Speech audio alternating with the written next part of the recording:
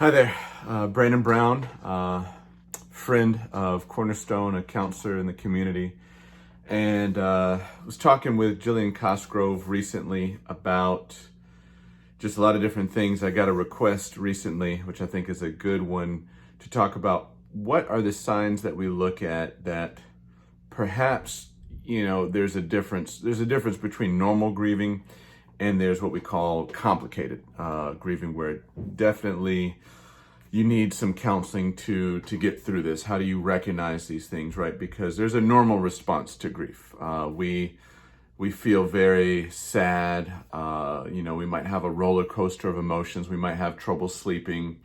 And as we continue to heal, those things might settle over time as we move towards recovery. People can recover and heal from grief with or without counseling, right? There's great groups out there for grief.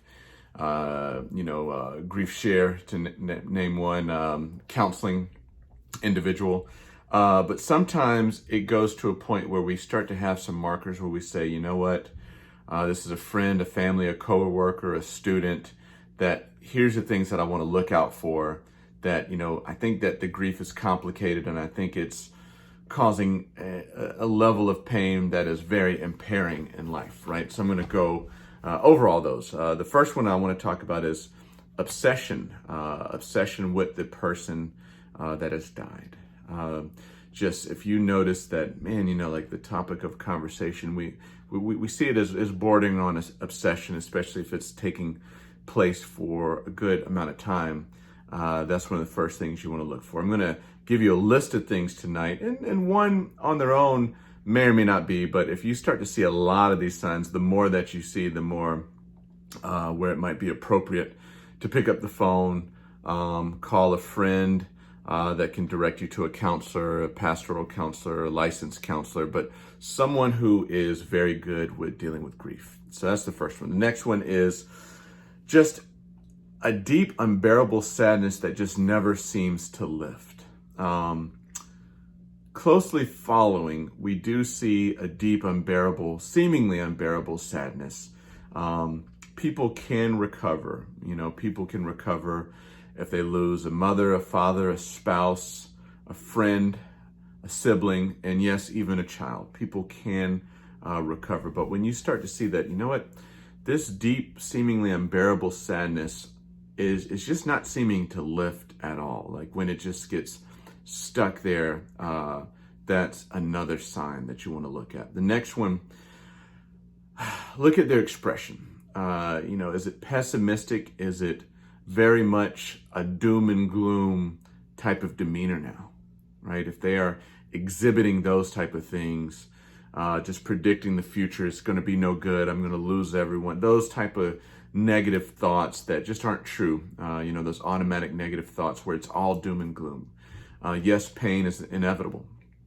Death is inevitable. But that doom and gloom of it's always just going to be bad, that's really going to be another a marker for us.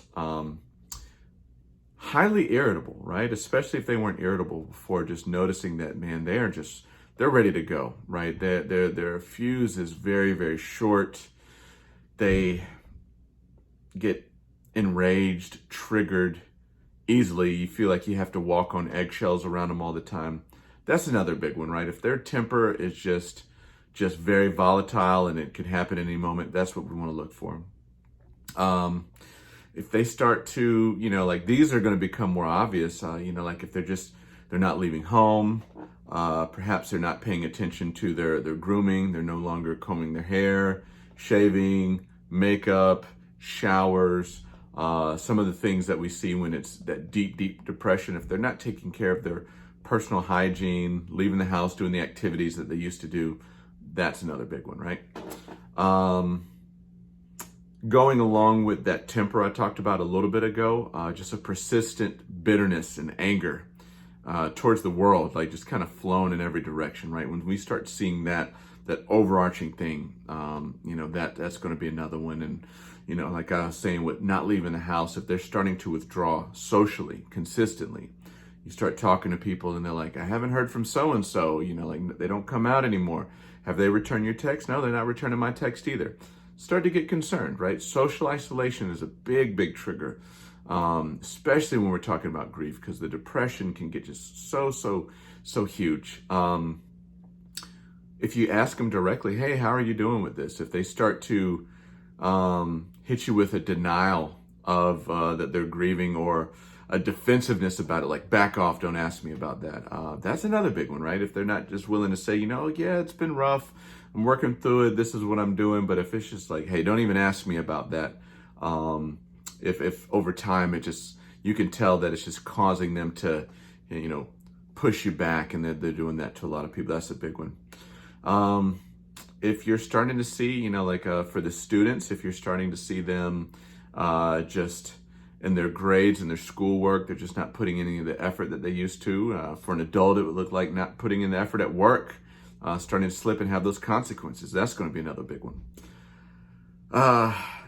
If they had a pre-existing disorder, anxiety, depression, PTSD, if that starts to get much worse, right? That's one of the concerns with complicated grief, is it can really complicate those things. It can make those much worse. So if you start seeing that, that's another big one.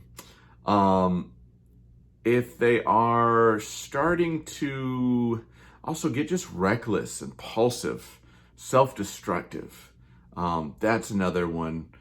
And a big one that I want to talk about is if you hear them start to talk about suicide, right? And we can do another video or a talk about this anytime that y'all want. But it is okay to ask them, hey, I'm noticing that you seem down, you seem angry, you seem upset. It's okay to ask them, hey, are you thinking about suicide? Is that something you're considering? If they say, yeah, well, what were you thinking about doing? Because in those situations, you can absolutely just be there with them. I would not try yourself to try to walk them out of that, because it takes some training on that.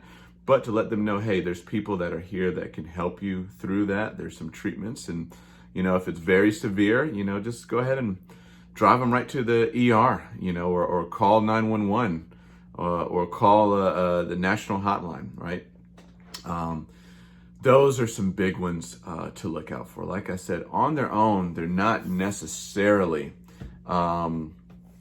going to be that big thing. But if you start to see a bunch of those, right, then now we know that this grief could be complicated, and they're probably really going to need someone that's just there to walk them through it, to be there with compassion. So I hope this gives you some things to look for that will help to know, well, okay, normal grief, they're sad right now, but they're talking about it. They're expressing their feelings. They're expressing positive memories. They're also expressing negative feelings, and they're just kind of, going through. That's a normal type of grief, right? And then that could lead to recovery. But if you're seeing these where it's complicating the grief from recovering, that's where you help them, help them get plugged in with someone. So my name again is Brandon Brown.